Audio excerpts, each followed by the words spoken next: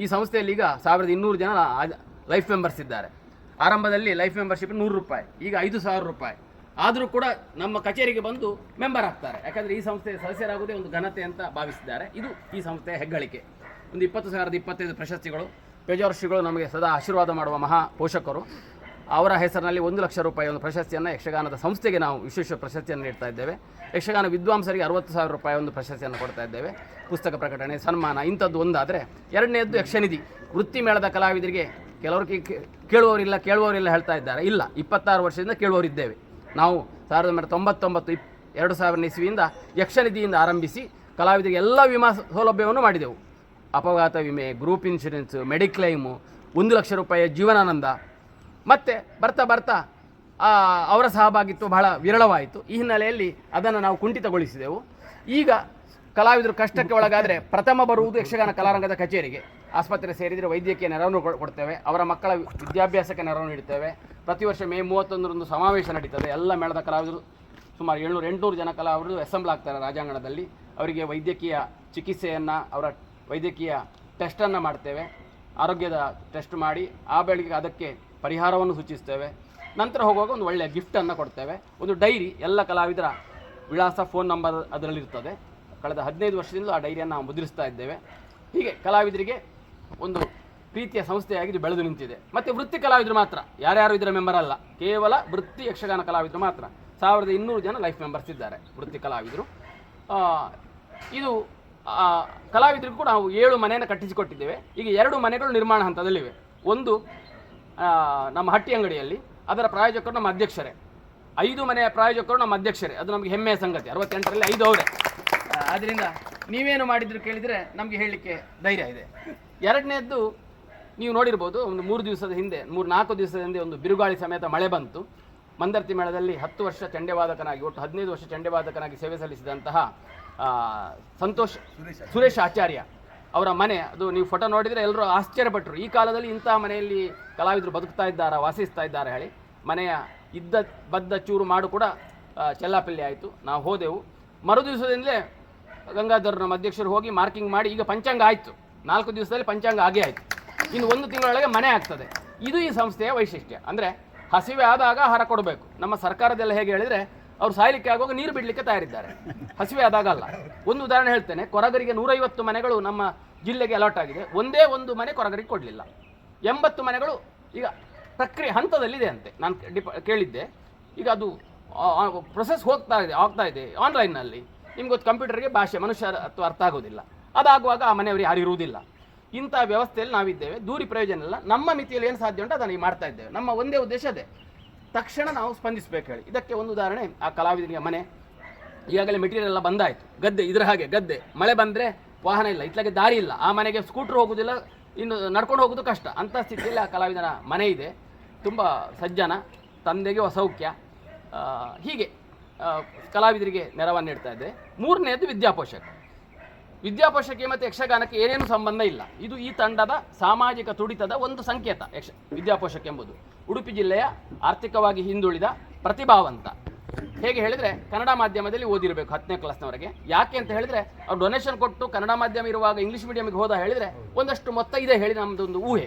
ಅದು ವಿಷಯ ಸತ್ಯವೂ ಹೌದು. ಇನ್ನು ಅನಿವಾರ್ಯ ಕೇಸ್ ಇದ್ದರೆ ನಾವು ತಗೊಳ್ತೇವೆ. ಇಂಗ್ಲೀಷ್ ಮೀಡಿಯಂ ಓದಿದ್ರು, ಸ್ಪೆಷಲ್ ಕೇಸ್, ತಂದೆ ತೀರಿ ಹೋದರು ಅಥವಾ ಏನೋ ಒಂದು ದೊಡ್ಡ ಅವಘಡ ಆಯಿತು, ಆಗ ನಾವು ತಗೊಳ್ತೇವೆ. 80ಗೆ ಹೆಚ್ಚು ಮಾರ್ಕ್ ಪಡಿಬೇಕು, ಅರ್ಜಿ ಹಾಕಬೇಕು. ಅರ್ಜಿ ಹಾಕಿದ ಮೇಲೆ ನಮ್ಮ ವಾಲಂಟಿಯರ್ಸ್ ಮನೆಗೆ ಹೋಗ್ತಾರೆ. ಮನೆಗೆ ಹೋಗಿ ಮನೆಯ ಪರಿಸ್ಥಿತಿ ನೋಡಿ, ಅವರ ಆರ್ಥಿಕ ಸ್ಥಿತಿಯನ್ನು ಇವ್ಯಾಲ್ಯೂಷನ್ ಮಾಡಿ ಅವರನ್ನು ಫಸ್ಟ್ PUC ಗೆ ಒಳಗೆ ತಗೊಳ್ತಾರೆ. ವಿದ್ಯಾಪೋಷಕಕ್ಕೆ ಫಸ್ಟ್ PUC ಒಳಗೆ ಬಂದ ವಿದ್ಯಾಪೋಷಕ ಮಕ್ಕಳು ನಮ್ಮ ನಿಯಮವನ್ನು ಪಾಲಿಸಿದರೆ ಎಲ್ಲಿವರೆಗೆ ಕಲಿತಾರೆ, ನಮ್ಮ ಗ್ರೂಪಲ್ಲಿ ಇರ್ತಾರೆ. ಈ ವರ್ಷ 1150 ಮಕ್ಕಳಿಗೆ, ಅದರಲ್ಲಿ ಮೆಡಿಕಲ್ ಮಾಡೋರಿದ್ದಾರೆ, CA, ಇಂಜಿನಿಯರಿಂಗ್, ಆಮೇಲೆ MBA ಎಲ್ಲ ಪ್ರವೇಶ ಆದ್ದು ಫಸ್ಟ್ PUC ಗೆ. 1,17,00,000 ರೂಪಾಯಿ ಸ್ಕಾಲರ್ಶಿಪ್ಪನ್ನು ಈ ಸಂಸ್ಥೆ ಕೊಟ್ಟಿದೆ. ಹೆಮ್ಮೆ ಆಗ್ತದೆ. ಕಲಾರಂಗಕ್ಕೆ 50ನೇ ವರ್ಷ, ವಿದ್ಯಾಪೋಷಕ್ಕೆ 20ನೇ ವರ್ಷ. ವಿದ್ಯಾಪೋಷಕ ಆರಂಭದ್ದು 2005ರಲ್ಲಿ. ಈ ವರ್ಷ 1 ಕೋಟಿಯ ಮೊತ್ತವನ್ನು ನಾವು ದಾಟಿದ್ದೇವೆ. ಮನೆಗೆ ಹೋದಾಗ ಕರೆಂಟ್ ಇಲ್ಲ. 2005ರಿಂದ ಕರೆಂಟ್ ಇಲ್ಲದ್ರೆ ಸೋಲಾರ್ ದೀಪವನ್ನು ಹಾಕ್ತಾ ಬಂದಿದ್ದೆವು. 2012ರಲ್ಲಿ ಮನೆ ದುಸ್ಥಿತಿಯಲ್ಲಿತ್ತು. ಒಬ್ಬ ಕಲಾವಿದ ಇಲ್ಲೇ ಶಿರಿಯಾರದಲ್ಲಿ ಜಾನವಾರಕಟ್ಟೆಯಲ್ಲಿ ಭೋಜಮರ ಕಾಲ ಹೇಳಿ 3 ಹೆಣ್ಣು ಮಕ್ಕಳು, ಅವನು ಮಂದರ್ತಿ ಮೇಳದ ಹಾಸ್ಯಗಾರ ಆಗಿದ್ದ. ಮನೆ ಕಟ್ಟಲಿಕ್ಕೆ ಶುರು ಮಾಡಿದೆವು. ಆಮೇಲೆ ಅದು ವೃದ್ಧಿ ಆಗ್ತಾ ಹೋಯಿತು. ಒಂದು ಮನೆ ಇದ್ದದ್ದು 2012ರಲ್ಲಿ, ಈಗ 68ನೇ ಮನೆ. ಇನ್ನು 2 ತಿಂಗಳಲ್ಲಿ ಅದು 80ರ ಸನಿಹಕ್ಕೆ ಬರ್ತದೆ. ನಮಗೆ ಸಂಖ್ಯೆ ಮುಖ್ಯ ಅಲ್ಲ, ನೆನಪಿಟ್ಟುಕೊಳ್ಳಿ. ಈಗ 11 ಮನೆ ಮಾಡ್ತಾ ಇದ್ರು, 20 ಜನ ಸ್ಪಾನ್ಸರ್ಸ್ ರೆಡಿ ಇದ್ದಾರೆ ಹೇಳಿ ಕೇಳಿದವರಿಗೆಲ್ಲ ಮನೆ ಕಟ್ಕೊಡೋದಿಲ್ಲ. ತುಂಬ ಜನ ಬರ್ತಾರೆ, ಈಗ ಪ್ರಚಾರ ಆಗಿದೆ ಕಲಾರಂಗದವರು ಮನೆ ಕಟ್ಟಿಸಿಕೊಡ್ತಾರೆ ಹೇಳಿ ತುಂಬ ಜನ ಬರ್ತಾರೆ, ನಮಗೊಂದು ಮನೆ ಕಟ್ಟಿಸಿಕೊಡಿ. ಇಲ್ಲ, ಈ ಬೌಂಡ್ರಿ ಮಾತ್ರ ನಮ್ಮದು. ಅದು ಜನಪ್ರತಿನಿಧಿಗಳಿದ್ದಾರೆ, ಅವ್ರ ಹತ್ರ ಹೋಗಿ ಕೇಳಿ, ಪಂಚಾಯತ್ ಇದೆ ಅವ್ರ ಹತ್ರ ಕೇಳಿ.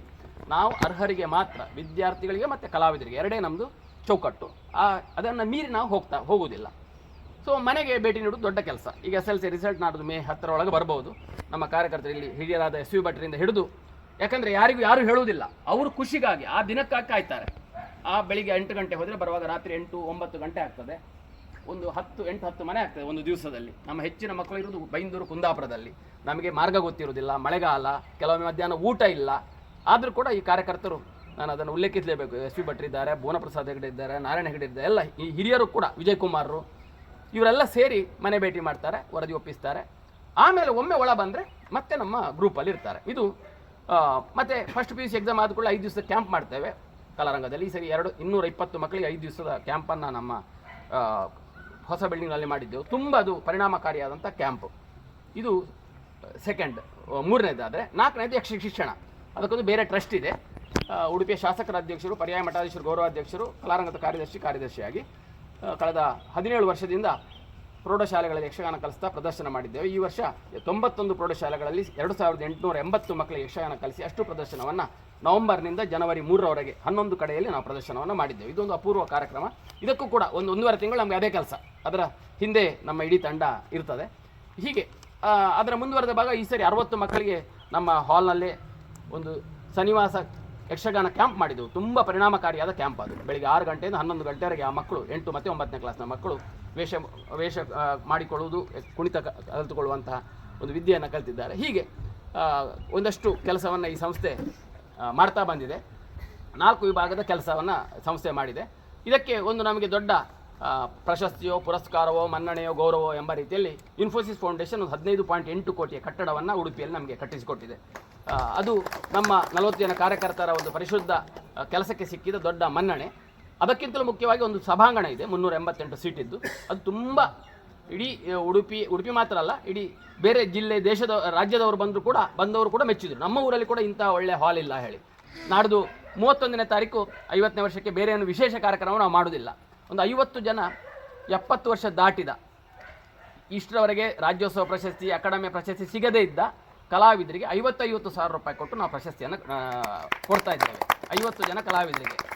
ದುಡ್ಡು ಯಾರ ಹತ್ರ ಕೇಳಲಿಲ್ಲ, ಒಟ್ಟು ಆಗಲಿಲ್ಲ. ಕಲಾವಿದರನ್ನಂತೂ ಸುಮಾರು ಆಯ್ಕೆ ಮಾಡಿದ್ದೇವೆ. ಮತ್ತು ಯಾರು ಅರ್ಜಿ ಹಾಕಲಿಕ್ಕಿಲ್ಲ, ಎಲ್ಲ 70 ವರ್ಷ ದಾಟಿದ ಕಲಾವಿದರು, ತೆರೆಯ ಮರೆಯಲ್ಲಿರುವ ಕಲಾವಿದರನ್ನು. ಯಾಕಂದರೆ 25ನೇ ವರ್ಷಕ್ಕೆ ನಾವು 25 ಜನ ಕಲಾವಿದರು, ಅಂಥದ್ದೇ ಕಲಾವಿದರಿಗೆ 5,000 ಕೊಟ್ಟು ಸನ್ಮಾನಿಸಿದ್ದೆವು. ಬೇಜಾರ್ಷಿಗಳು, ವೀರೇಂದ್ರ ಹೆಗ್ಡೆರು ಬಂದಿದ್ದರು. ಅದರ ಮುಂದುವರೆದ ಭಾಗವಾಗಿ 50ನೇ ವರ್ಷಕ್ಕೆ ಈ ಕಾರ್ಯಕ್ರಮವನ್ನು ಮಾಡ್ತಾ ಇದ್ದೇವೆ. ಅಂತೂ ಈ ಕಲಾರಂಗದ ತಂಡಕ್ಕೆ ದಿವಸ ಕಾರ್ಯಕ್ರಮ ಇದೆ. ಇವತ್ತು ಮುಗಿದ್ರೆ ನಾಳೆ ಇನ್ನೊಂದು ಕಾರ್ಯಕ್ರಮ ಇದೆ. ಹೀಗೆ ದಿವಸ ಕಾರ್ಯಕ್ರಮ ಇದೆ. 2 ತಿಂಗಳ ಹಿಂದೆ ಸೌಜನ್ಯ ಹೇಳಿ, ಅವಳಿಗೆ ತಂದೆ ಇಲ್ಲ, ತಾಯಿ ಮಾತ್ರ, 40 ದಿವಸದಲ್ಲಿ ಮನೆ ಕಟ್ಟಿಸಿಕೊಟ್ಟಿದ್ದೇವೆ. 40 ದಿವಸದಲ್ಲಿ ಅವಳಿಗೆ ಮನೆ 3 ಸೆನ್ಸ್ ಜಾಗ ಗ್ರಾಮ ಪಂಚಾಯತ್ ಕೊಟ್ಟಿತ್ತು. ಅದು ಕೆಲವು ವರ್ಷ ಆಗಿತ್ತು. ಹೀಗೆ ನಮಗೆ ಒಂದು ಒಳ್ಳೆಯ ಮೇಸಿ ಸಿಕ್ಕಿದ್ರೆ ಸಾಕು. ಮತ್ತೆಲ್ಲ ಹೆಚ್ಚಿನವರು ಉಡುಪಿಯಿಂದಲೇ ಬರ್ತಾರೆ. ಈ ಮನೆಗೆ ಸುಮಾರು ಪಂಚಾಂಗ ಆದರೂ ಕೂಡ 6 ಲಕ್ಷ ಮೀರಿ ಹೆಚ್ಚಾಗಿದೆ. ಒಂದು 20,000 ರೂಪಾಯಿಗೆ ಎಕ್ಸ್ಟ್ರಾ ಹೆಚ್ಚಾಗಿದೆ. ಏನು ಹೇಳಿದರೆ, ಕರೆಂಟ್ ಕನೆಕ್ಷನ್ಗೆ ನಮಗೆ ಕಂಬ ಅಲ್ಲಿರುವುದು, ಇಲ್ಲಿಂದ ಪಾಸ್ ಆಗಲಿಕ್ಕೆ ಆಗ್ತಾ ಇಲ್ಲ. ಇಲ್ಲಿಂದ ಈಗ ಅಂಡರ್ಗ್ರೌಂಡಲ್ಲಿ ಬಂದಿದೆ. ಅದಕ್ಕೆ ಒಂದು ಅಡಿಷನಲ್, ಇಲ್ಲದ್ರೆ ಅಷ್ಟು ಆಗೋದಿಲ್ಲ. ಒಂದು 20,000 ಈ ಮನೆಗಾಗಿ ಸ್ಪೆಷಲ್ ನಾವು ವಿನಿಯೋಗ ಮಾಡಬೇಕಾಗಿದೆ. ಈಗಾಗಲೇ ಅಧ್ಯಕ್ಷರು ಹೇಳಿದರು, ದಾನಿಗಳ ಪೈಸಾ ನಾವು ಜಾಗ್ರತೆ ಮಾಡ್ತೇವೆ. ಅವರಿಗೆ ಇಡೀ ಯಾವುದು ಕ್ಯಾಶ್ ಪೇಮೆಂಟ್ ಯಾರಿಗೂ ಇಲ್ಲ, ಎಲ್ಲ ನೆಫ್ಟಿನಲ್ಲಿ ಮಾಡ್ತೇವೆ. ಅದರ ದಾಖಲೆಯನ್ನು ಅವ್ರಿಗೆ ಕೊಡ್ತೇವೆ.